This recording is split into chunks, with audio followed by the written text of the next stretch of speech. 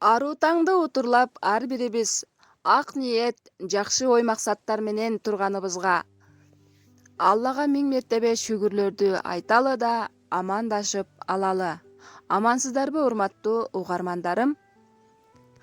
Адаттагыдай эле агайыбыздын ата-энелер сиздер үчүн китебиндеги бүгүнкү өтүлүүчү темабыз ийгиликтүү балдарды тарбиялаган ата-энелердин 14 окшоштугу.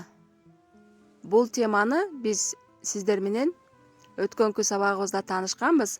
Ал эми азыр болсо экинчи бөлүгү 14 окшоштуктун 6 менен тааныссак, ал эми азыр 7-си. Көңүл буруңуздар урматтуулар. 7. Балдары үчүн кадыр барктуу болгон ата-эне.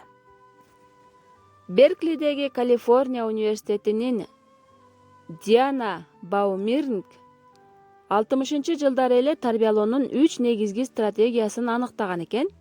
Биринчиси бул авторитеттүү тарбиялоо, үлгү болуу аркылуу үйрөтүү. Экинчиси авторитардык тарбиялоо, баланын жекелигин, сезимдерин экинчи планга таштап, биринчи планга катуу талап коюу жана текшерип туруу. Ал эми 3-чү стратегия кээ бир булактарда либералдык деп аталат. Бул тарбиялоо түрүндө ата-эне баланы эркин коюп, бардыгына уруксат берип, талап коюу жана көзөмөл төмөн болот. Тарбиялоонун эң мыкты ыкмасы болуп биринчи стратегиясы эсептелет. Ушундай шартта гана бала ата-энесин кадырын билип, ошондой эле өзүн баалаганды да үйрөнөт. 8. Психологиялык көзөмөлдөөнү эмес, жүрүм-турумду көзөмөлдөөнү тандаган ата-энелер. Лондон университеттик колледжинин адистеринин изилдөөсү боюнча, баланы психологиялык көзөмөлдөө аны жашоого канааттануусуна жана психологиялык саламаттыгына таасир берет.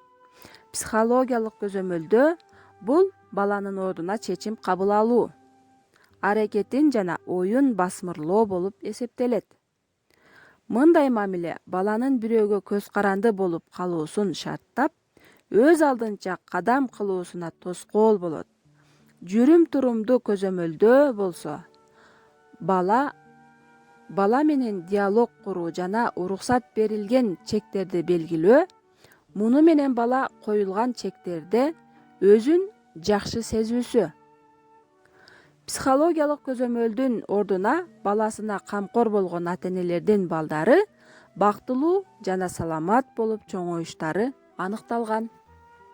9.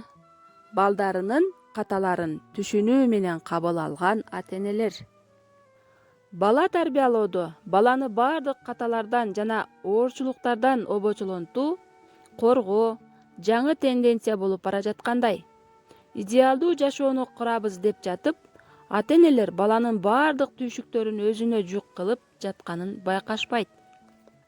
Белгилүү бир журналдын сурамжылоосуна катышкан 18 жаштан 28 жашка чейинки балдары бар ата-энелердин 4төн 3-ү дагы деле балдарын доктурдун, чачтараштын кабылдамасына өздөрү алып барып, жаздырып жүрүшкөнүн айтышкан. Адистердин айтуусу боюнча, тарбиялоонун жогорудагыдай ыкмасы табигый нерсеге каршы. Анткени ата-энелер баласын жашоого даярдашы керек, тескерисинче жашоону баласына даярдабай. 10. Бул ар дайым өзүн билим маданиятын өстүрүп турган ата-эне. Азыркы балдарды тарбиялоо үчүн ата-эне терең билимге, кругозорго ээ болуусу керек. Ошол үчүн китептерден, интернеттен ар дайым бала тарбиясына тиешелүү билимин өстүрүп туруу зарыл. Андан тышкары, өзүнүн ой өрүшү кругозорун, маданиятын өстүрүп, окуп эле койбостон, турмушта пайдаланып, жашаган ата-эне жакшы тарбиялык таасир берет. Ал эми 11. Ыймандуулук, адамгерчиликтүүлүк, жөнөкөйлүк, жупунулуктун белгисин өзүндө көрсөтүп, үлгү аркылуу тарбиялай билген ата-эне. Мына ушул жерден жакшы көңүл буруңуздар урматтуулар. 12. Өз балдарына убакыт бөлгөн ата-энелер. 2014 жылы иш жүзүнө ашкан изилдөөгө таяна турган болсок, жакырчылыкта төрөлгөн болсо да, эгер ата-энелери алар менен эмоционалдык жактан жакын болуп, колдоп турса, балдар ийгиликтүү болушат. Башкача айтканда, балдарына көңүл бөлүп, керектүү учурда балдарын уга билишкен ата-энелердин балдары саламатта чоңойот. Ошондой эле изилдөөдө көрсөтүлгөндөй, ата-апасынын көңүл буруусунда болгон балдар сабактарында ийгиликтүү болуп, чоң адамдар менен турус мамиле кура алышкан жана жогорку билим алууга да көбүрөөк мүмкүнчүлүгү болгон. 13. Дүйнөлүк, ата-мекендик, өз айыл аймагындагы балдарын жакшы тарбиялаган ата-энелердин тажрыйбасына кызыгып, үйрөнүп, ошолорду бала тарбиясында пайдаланган ата-энелер. Ал эми 14. Бала төрөлгөндө эс алуу өргүсүн алган ата-энелер. Бала төрөлгөндөн кийинки алгачкы 1 ай ата-эне менен баланын ортосунда байланыш түзүлүүсү үчүн эң маанилүү убак болуп эсептелинет.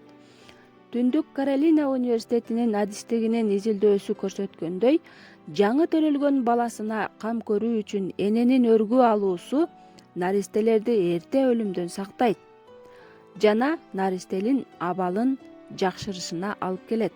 Энеси декреттик өргүү алып, баласына мээрим төккөн энелердин балдары жогорку интеллектке ээ болуп, билимдүү болушкан жана анын натыйжасында жакшы маяналуу иштерге орношушкан. Ал эми энелери декреттик өргүү албаган балдарда бул көрүнүштүк тескерисинче байкалган.